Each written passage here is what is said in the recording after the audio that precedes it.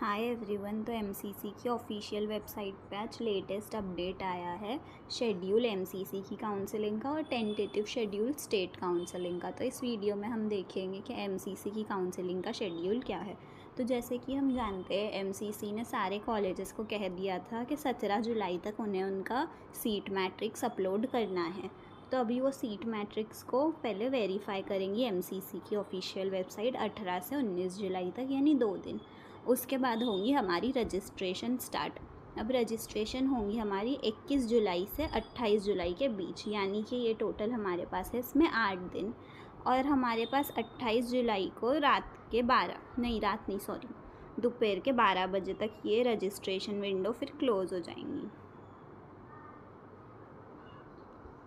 तब 21 जुलाई को हमारी रजिस्ट्रेशन कभी भी खुल सकती है, सुबह में भी खुल सकती है, शाम में भी खुल सकती है। तो कोई पैनिक मत कीजिए कि 21 जुलाई हो गया है, अब तक रजिस्ट्रेशन विंडो खुली क्यों नहीं। वो रात में भी खुल सकती है 21 जुलाई को कभी भी।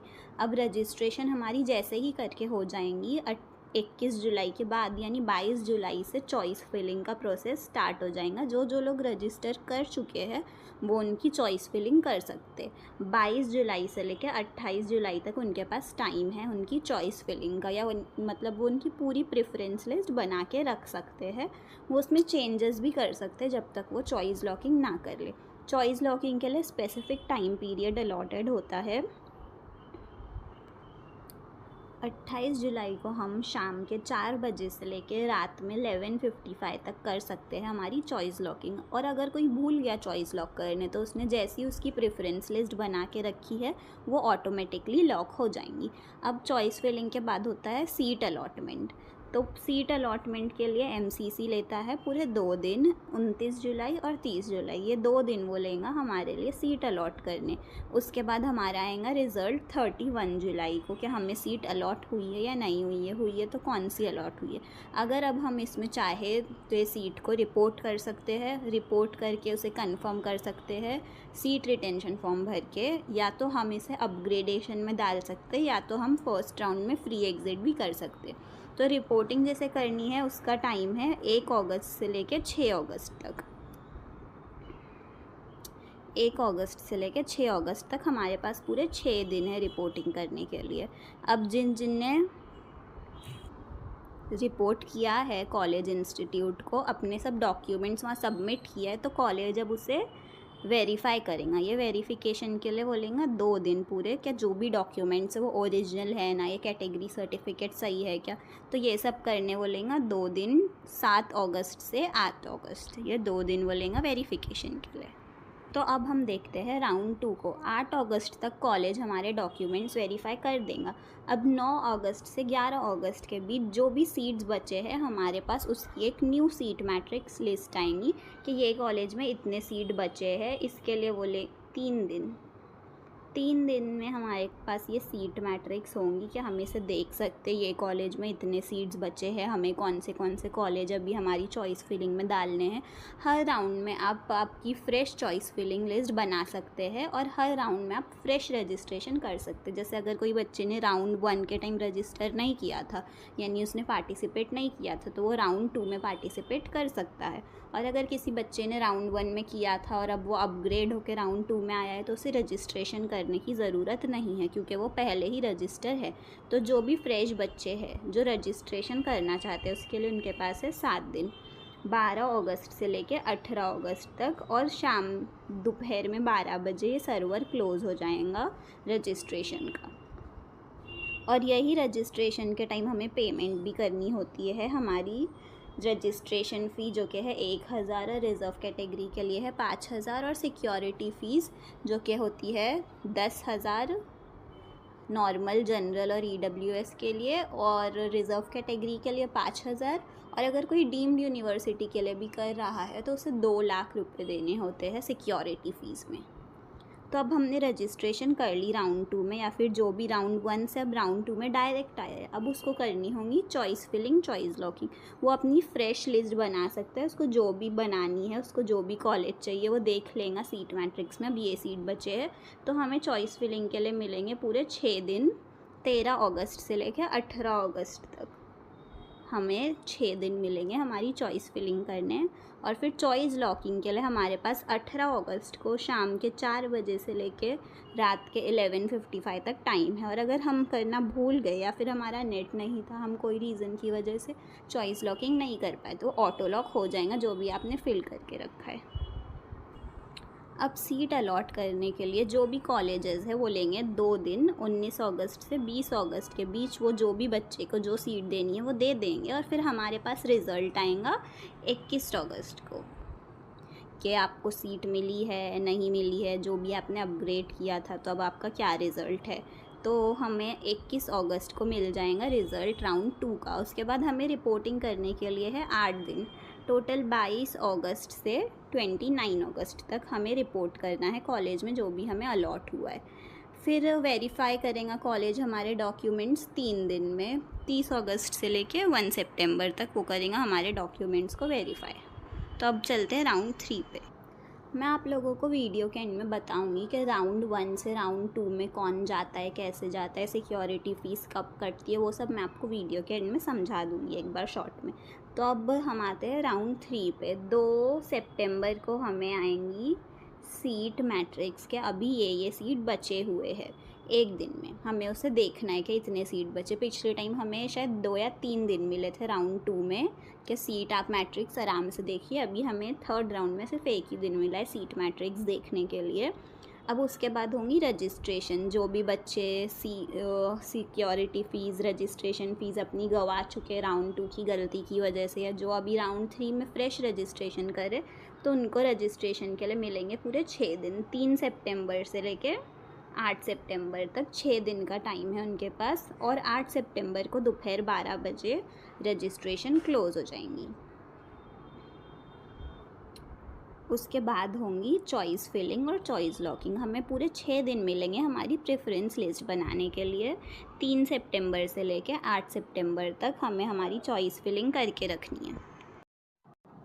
देन हमें चॉइस लॉकिंग करनी है 8 सितंबर शाम में 4 बजे से लेकर रात में 11:55 तक हमें हमारी चॉइस लॉकिंग कर देनी है। और अगर हमने नहीं किया तो ऑटो लॉक हो जाता है एमसीसी की काउंसलिंग में। फिर हमारी चॉइस फिलिंग हो गई। उसके बाद कॉलेज लेगा 2 दिन सीट अलॉटमेंट करने के लिए स्टूडेंट्स को, 9 सितंबर से 10 सितंबर तक। ये 2 दिन होंगे हमारे सीट अलॉटमेंट के लिए। फिर रिज़ल्ट हमारा आ जाएगा 11 सितंबर को कि हमें कौन सी सीट मिली है और नहीं मिली है, कौन से कॉलेज में मिली है। हमें रिपोर्टिंग करने वहाँ पे मिलेंगे 7 दिन कि जाओ कॉलेज में अपने डॉक्यूमेंट सबमिट करो। 12 सितंबर से लेके 18 सितंबर तक हमें मिलेंगे ये 7 दिन हमारे रिपोर्टिंग के लिए। उसके बाद कॉलेज लेगा पूरे 3 दिन हमारे डॉक्यूमेंट्स को वेरीफाई करने, 19 सितंबर से लेके 21 सितंबर तक। तो फिर राउंड 3 होने के बाद हमारा होता है स्ट्रे वैकेंसी राउंड। उसमें जो भी सीट्स बचे हुए होते हैं वो सब होते हैं हमारे स्ट्रे वैकेंसी राउंड में। तो स्ट्रे वैकेंसी राउंड की हमें सीट मैट्रिक्स मिलेंगी 20 सितंबर को। वो एक दिन में हमें देखना है कि कौन से कॉलेज में कितने सीट्स बचे हैं, कैटेगरी में कितने सीट्स बचे हैं। फिर हम स्ट्रे वैकेंसी में फ़्रेश रजिस्ट्रेशन कर सकते हैं।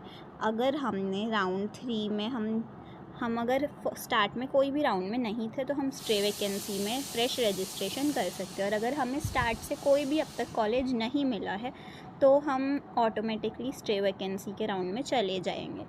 और अगर हमें राउंड 3 में कोई भी सीट मिली थी और हम उसे छोड़ रहे हैं तो उसके बाद हम स्ट्रे वैकेंसी राउंड में पार्टिसिपेट नहीं कर सकते।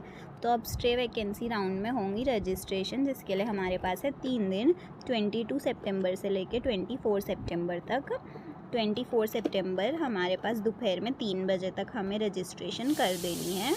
उसके बाद हमारे पास चॉइस फिलिंग के लिए है 4 दिन, 22 सितंबर से लेके 25 सितंबर तक सुबह के 8 बजे 25 सितंबर तक। और चॉइस लॉकिंग हमें करनी है 24 सितंबर को रात के 8 बजे से लेके 25 सितंबर के सुबह के 8 बजे तक। हमारे पास 12 घंटे का टाइम स्लॉट है चॉइस लॉकिंग करने के लिए।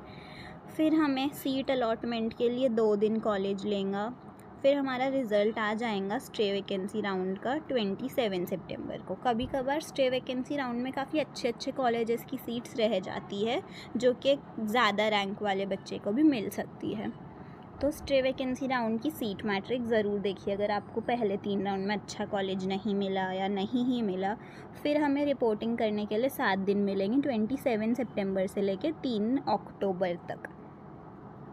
तो ये हमारा जो भी हमें मिला था MCC की ऑफिशियल वेबसाइट पर, ये वो डेटा है। अब मैं आपको दिखाती हूँ कि राउंड 1 राउंड 2 वो सब कैसे होते हैं और आपकी सिक्योरिटी फ़ीस कैसे आप खो सकते। तो सब में पहले राउंड 1 में अगर आपको कॉलेज नहीं मिला तो आप ऑटोमेटिकली राउंड 2 में चले जाएंगे।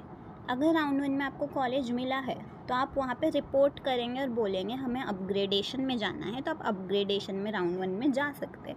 या तो आप कॉलेज को बिगर रिपोर्ट किए भी आपके घर में बैठे हुए रह सकते हैं, और इसे हम कहते हैं फ्री एग्ज़िट, कि आप अगले राउंड में अपने आप चले गए और वो कॉलेज से आप निकल चुके हैं। अब वहाँ पे आपकी सीट नहीं लॉक है। अपग्रेडेशन में आपकी वहाँ सीट रुकी हुई रहती है। अगर आपको नेक्स्ट राउंड में नहीं मिला कॉलेज तो आप वो सीट ले सकते हैं। तो अब हम राउंड 1 से राउंड 2 में चले गए, या तो सीट नहीं मिली या तो अपग्रेड किया है तो फ्री एग्ज़िट। अब राउंड 2 में आप फ्री एग्ज़िट नहीं कर सकते। अगर आपको सीट मिली है या तो आप उसे ले सकते हैं या तो अपग्रेडेशन में जा सकते हैं। आपको वो कॉलेज को रिपोर्ट करना ही होगा। और अगर आपने फ्री एग्ज़िट कर ली यानी आपने वो कॉलेज को रिपोर्ट नहीं किया, तो आप राउंड 3 में पार्टिसिपेट नहीं कर सकते जब तक आप रजिस्ट्रेशन वापस ना करें। यानी आपने जो पहले रजिस्ट्रेशन और सिक्योरिटी फ़ीस अमाउंट दिया था वो आपको वापस देना पड़ेगा। डबल मनी आपको देनी पड़ेगी अगर आपको राउंड 3 में पार्टिसिपेट करना है। तो अगर आपने राउंड 2 में फ्री एग्ज़िट कर लिया, कॉलेज रिपोर्ट नहीं किया, तो आपको आपकी रजिस्ट्रेशन फ़ीस और सिक्योरिटी अमाउंट वापस देना पड़ेगा। और आपका ये सिक्योरिटी अमाउंट अब जा चुका है, आपको वापस नहीं मिलेगा, वो आपके कट चुके हैं क्योंकि आपने कॉलेज रिपोर्ट नहीं किया। राउंड 2 में अगर आप कॉलेज रिपोर्ट करके अपग्रेडेशन में जाएंगे तो आपकी कोई अमाउंट नहीं कटेगा। तो if we do not report college allotted in round 2 we need to do fresh registration. और हम अपग्रेडेशन में जा सकते हैं, उसमें हमें फ्रेश रजिस्ट्रेशन की ज़रूरत नहीं पड़ेगी। तो राउंड 2 में हम फ्री एग्ज़िट नहीं ले सकते वरना उसके पैसे कट जाएंगे। अपग्रेडेशन में जा सकते हैं, अपग्रेड करेंगे तो हमें फिर से अमाउंट नहीं देना पड़ेगा। अब हम गए राउंड 3 में। फॉर एग्ज़ाम्पल चलिए मानते हैं आपने राउंड 2 में आपको कॉलेज मिला, आपने उसे रिपोर्ट ही नहीं किया। अब आप राउंड 3 में पार्टिसिपेट करना चाहते हैं तो आपको रजिस्ट्रेशन फिर से करनी होगी और सिक्योरिटी फ़ीस अमाउंट आपको वापस से पैसे देने होंगे।